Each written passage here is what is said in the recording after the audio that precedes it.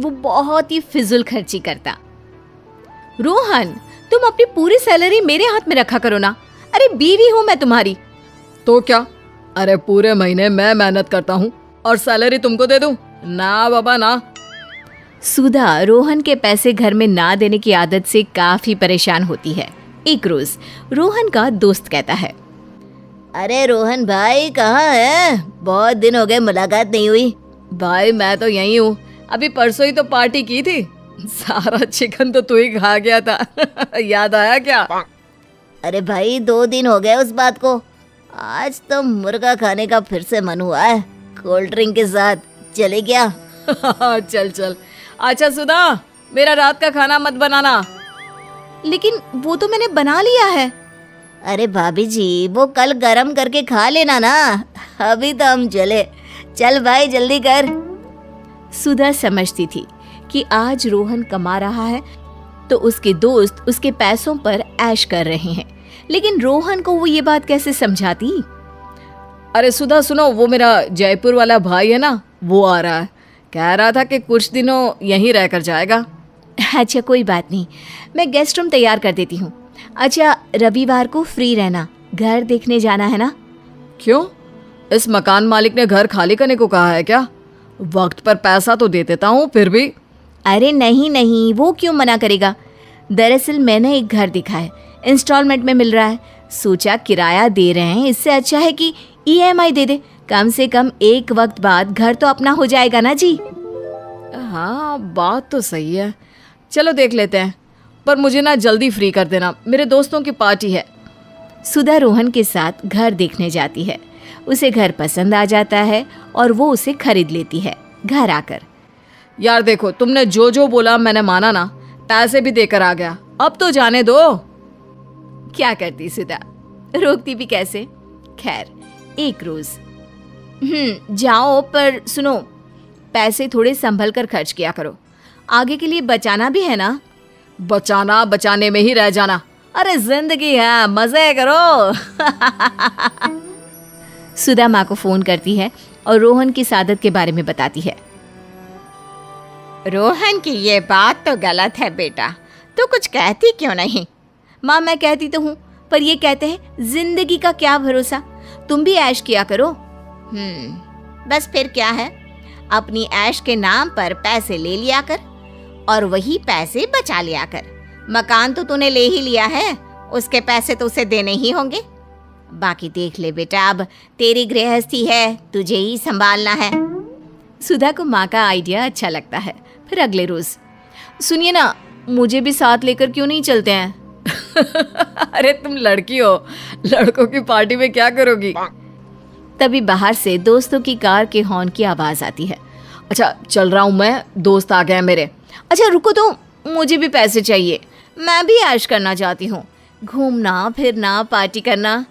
अरे क्या बात है, बहुत बढ़िया, ये लो पैसे। सुधा पैसे ले लेती है और रात को जब रोहन वापस आता है तो सुधा को देखकर कहता है, अरे तुम कब आई? कहीं गई भी थी कि ऐसे ही पैसे ले लिया? गई थी ना। खैर वो छोड़ो, आज तुम्हारा मूड क्यों ऑफ लग रहा है, बाहर मजा नहीं आया क्या? नहीं वो बात नहीं है, अरे कुछ भी नहीं है। अगले रोज फिर रोहन सुधा को पैसे देता है और खुद भी दोस्तों के बुलाने पर चला जाता है। ये सिलसिला थोड़े दिन चलता है कि फिर एक रोज, सुधा मैं अब रोज नहीं जाऊंगा, घर पर भी कुछ बना लिया करो ना। घर पर कुछ? अरे आप घर पर खाना खाने वाले बनिए तो ऐसी ऐसी चीज बना दूंगी कि आप अपनी पार्टी भूल जाएंगे। पर हुआ क्या है? अरे यार पता नहीं, दोस्तों का व्यवहार अब पहले जैसा नहीं रहा। वही देख रही हूँ मैं, वो लोग आपको लेने भी नहीं आते, ऐसा क्यों? अरे पता नहीं, जब से मैं तुमको पैसे देने लगा हूँ और घर की EMI देने लगा हूँ, पैसे बचते नहीं है। पर मेरे तो बचते हैं, क्योंकि एक बार मैं बिल देती हूँ, दूसरी बार मेरी दूसरी फ्रेंड बिल देती है, ऐसे ही हर बार कोई ना कोई बिल भर देता है। तुम लोग ऐसा नहीं करते क्या? अरे नहीं, वो बिल्स तो शुरू से ही मैं ही दिया करता था ना। क्यों?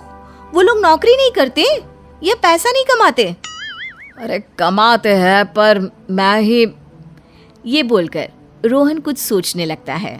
एक रोज रोहन की माँ का फोन आता है।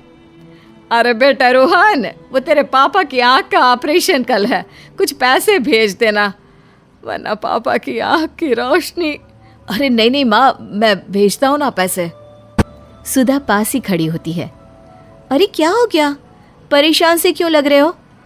वो पापा को पैसे भेजने हैं लेकिन मेरे पास तो पैसे है ही नहीं। अरे कैसी बात कर रहे हो, तुम तो अच्छा खासा कमाते हो, इतनी बड़ी आमदनी फिर भी पैसे नहीं है? अरे पता नहीं यार, पैसे बच ही नहीं पाता है।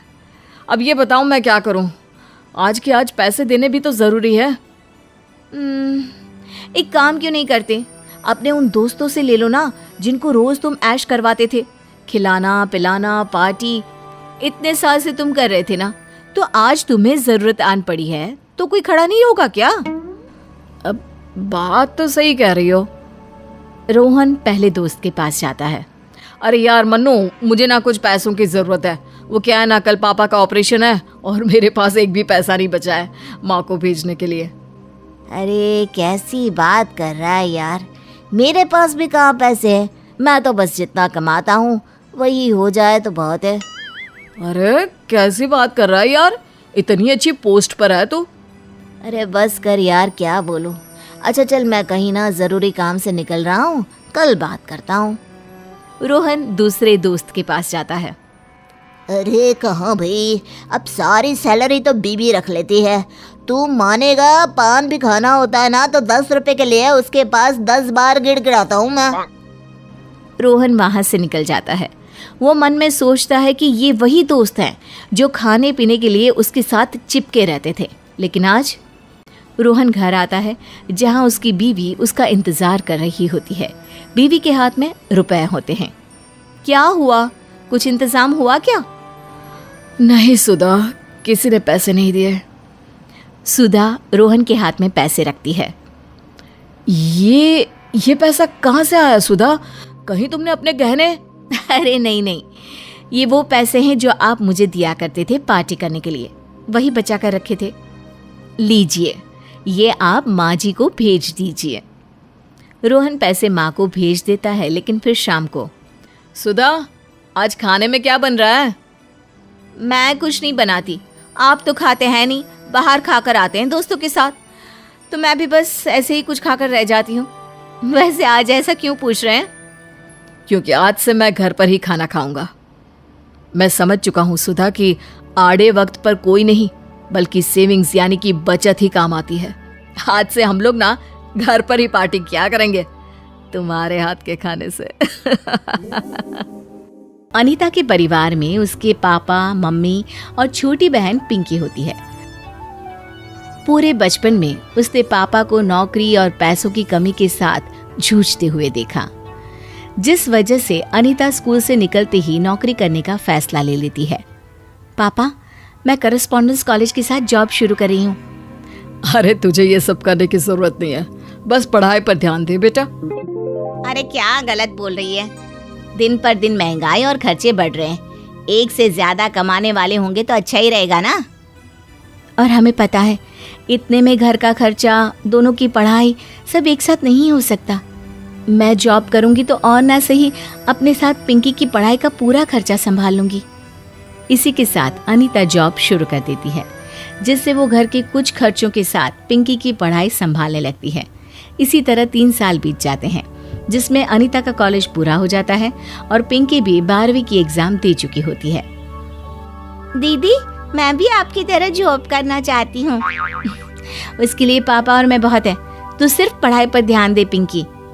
अनीता इसी सुकून में होती है कि उसी शाम उसे पापा के जॉब चले जाने की खबर मिलती है। कोई बात नहीं, मैं हूं ना, सब संभाल लूंगी। बस यही देखना बचा था, बाप घर में बैठे और हम विदा करने लायक बेटी की कमाई पर रोटी खाकर समाज में अपनी थू थू करा ले। मम्मी, आज तक मैंने आपके समाज को हमारे हाल पूछते तो नहीं देखा, तो ये कौन सा वाला समाज है जो मेरे पैसे कमाने पर थू थू करने आएगा? अनीता की बात पर गुस्से में बड़बड़ाते हुए मम्मी वहां से चली जाती है और अनीता अपने काम पर लग जाती है। इसी तरह महीने बीत जाते हैं, पर उसके पापा को कहीं भी नौकरी नहीं मिलती, जिस वजह से परेशान पापा को देख अनीता उन्हें अपना बिजनेस शुरू करने का आइडिया देती है। मुझे नहीं लगता ये सही है और हमारे पास इसके लिए कोई सेविंग्स भी नहीं है। बिजनेस स्टार्ट करने के लिए पूरा प्लान चाहिए होता है। कुछ काम शुरू होगा तो चल भी जाएगा पापा। और रही बात पैसों की, तो मैं कंपनी से लोन ले लूंगी, जिससे आप दुकान किराए पर लेकर वहाँ पर अपना काम शुरू कर सकते हैं। वाह, नाइस आइडिया। मैं भी फ्री टाइम में आपकी हेल्प करने आ जाऊंगी। इस तरह सब कुछ फिक्स कर अनीता कंपनी से लोन लेकर अपने पापा की नई दुकान शुरू करा देती है। चलो अच्छा है, कम से कम इस दुकान की वजह से ये बाहर निकलेंगे और मेरे घर में शांति होगी, साथ में कुछ आमदनी भी बढ़ेगी। बस भगवान ये सब अच्छे से चल जाए। अब दुकान खुले कुछ महीने बीत जाते हैं, पर उसकी कमाई से दुकान का किराया तक भी नहीं निकल पाता, जिसे देख पापा एक बार फिर परेशान हो जाते हैं।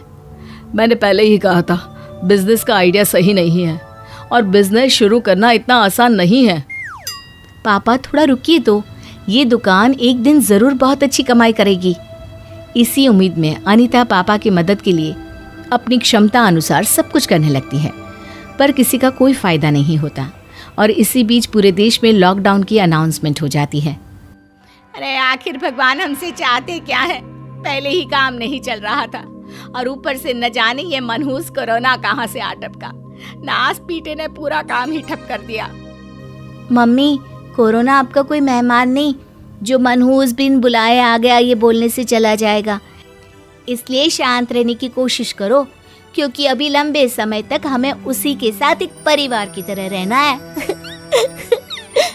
पिंकी, मजे मत ले। और मम्मी आप फिक्र मत करो, मेरा काम चलता रहेगा मम्मी। इसी के साथ उनका लॉकडाउन सफर शुरू होता है। जितना सब साथ रहकर एक दूसरे के बारे में जानने की कोशिश करते हैं, उतना ही परिवार में अंडरस्टैंडिंग और प्यार भी बढ़ने लगता है। पर साथ ही फाइनेंशियल प्रॉब्लम्स भी बढ़ जाती हैं। लेकिन अनीता हार न मानते हुए हर बात को अच्छे से संभाल लेने की कोशिश करती रहती है। मुझे अपनी बेटी पर नाज है। इतने समय से अकेले ही पूरे घर को कितने अच्छी तरह से संभाले हुए है। पर थोड़े टाइम पहले तक तो आपको सिर्फ इनकी शादी करानी थी मम्मी। हाँ, पर अब तो पहले तेरी होगी। बहुत बोलने लगी है ना आजकल। सबके बीच हंसी खुशी का माहौल बनने लगता है कि तभी अनीता की नौकरी चले जाने वाली खबर आ जाती है, जिससे एक बार फिर घर में टेंशन वाले माहौल के साथ सन्नाटा छा जाता है। अब क्या होगा? मेरे पास कुछ सेविंग्स है पापा। अरे बिना कुछ कमाए उन सेविंग्स पर कितने दिन काम चलेगा? अब मेरी और तुम्हारी माँ की एफडी तुड़ा लेते हैं। अरे नहीं पापा, फिलहाल के लिए सेविंग्स यूज करिए, आगे का इंतजाम देखती हूँ। ऐसे जल्दबाजी में एफडी की बात ना करें। ऐसे बोलती है जैसे महारानी बाहर निकलेगी और पूरी दुनिया इसे नौकरी देने के लिए घर के बाहर तैयार खड़ी मिलेगी। मम्मी, 1 मिनट पहले तक तो आपको दीदी पर नाज था और अब ताने सुनाने लगी। वो सालों से दिन रात कहीं ना कहीं मेहनत करके हमें संभाल रही है ना, और आप उन्हीं पर शक कर रही हो। उन्होंने बोला है कुछ करेंगी तो कर लेंगी, आप प्लीज उन्हें अकेला छोड़ दो। पिंकी की बात से माँ बेटे के बीच कहासुनी शुरू हो जाती है, जिस पर पहले से परेशान अनीता चुपचाप वहां से अपने कमरे में चली जाती है। घर, दुकान का किराया, घर का खर्चा, सारे बिल और पिंकी की फीस, न जाने क्या क्या। बिना पैसों के इतना सब कुछ कैसे करूंगी? ऐसी सिचुएशन में नई जॉब मिलना भी नामुमकिन सा है। क्या करूं? सोच अनीता, हर पॉसिबल कोशिश के बारे में सोच। इसी सोच में अनीता कमरे में बैठी होती है और कुछ देर बाद अपने आप में कुछ बड़बड़ाते हुए पिंकी भी वहां आ जाती है। अरे अकेले काम कर रहा है तो यहाँ का राजा बन जाएगा क्या? इसका घमंड दिन पर दिन कुछ ज्यादा ही बढ़ रहा है। हद ही मचा रखी है। इंसानियत नाम की तो चीज जैसे बची ही नहीं है। अरे क्या हुआ? मेरा गुब्बारा क्यों फूला हुआ है? दीदी, उस राशन वाले की वजह से पूरे एरिया में जनाब की अकेले की दुकान है तो सर चढ़ गया है। लोगों की मजबूरी का फायदा उठाकर आसमान से ऊंचे दाम पर सामान बेच रहा है। दूसरा कोई ऑप्शन ना होने पर सबको खरीदना भी पड़ रहा है। लॉकडाउन और कुछ करे या नहीं, पर इन राशन वालों को अंबानी जरूर बना देगा। पिंकी की बातों से अनीता के दिमाग में आइडिया आता है और वो आगे कुछ सुने बिना तुरंत अपना फोन लिए एक कोने में जाकर बैठ जाती है, जिसके कुछ घंटों बाद वो अपना आइडिया लेकर घर वालों के पास आती है। मुझे हमारे साथ बाकी लोगों की प्रॉब्लम का भी सोल्यूशन मिल गया है। इस समय राशन और डेली एसेंशियल चीज़ों की सबसे ज़्यादा ज़रूरत है, जिसे दुकानदार महंगी कीमत पर बेच रहे हैं, पर हम उनसे कम दामों पर ऑनलाइन सामान की सप्लाई करेंगे। और आप बिल्कुल फिक्र ना करें, क्योंकि इस बार मैंने पूरा प्लान तैयार करके रखा है। अनीता की बातें पहले तो सबको पागलपंती लगती है, पर वो खुद पर भरोसा रखकर पूरे परिवार की सेविंग्स की मदद से बिजनेस शुरू कर देती है, जो देखते ही देखते लॉकडाउन के चलते मशहूर हो जाता है, जिसे देख घर वाले भी उसका साथ देने लगते हैं। और इस तरह अपनी समझदारी और कभी हार न मानने वाले स्पिरिट से अनीता सिर्फ अपनी ही नहीं, पूरे परिवार की जिंदगी बदल देती है।